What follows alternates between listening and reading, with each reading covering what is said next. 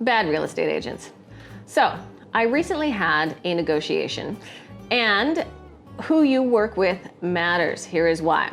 I was on the buy side and we were submitting an offer. I did the comparables for this property and found out the property was $30,000 above market value. Now, that could be because of one of two things.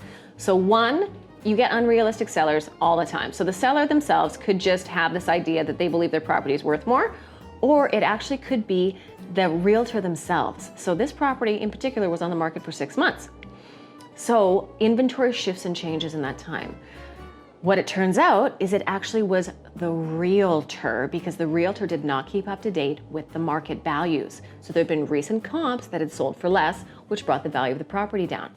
Now, I already anticipated that there was going to be a problem, because when you put in an offer too low, you either get it rejected or you get a super high counter. My buyer loses all their leverage, it goes nowhere.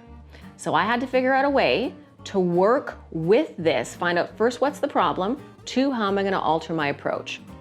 As I said, the realtor was the problem. I submitted it with the comparables. It was very clear to me based on his communication, he had no idea. He was an arrogant asshole. But Real Estate EQ says this: I had to read him, shift my approach, shift all my communication, because telling him he's wrong is not going to get my client anywhere. I shifted my approach. I ended up getting a response and a counter, and we brought it together, got a great price on the property. My client won. Real Estate EQ 101, and do not work with bad realtors.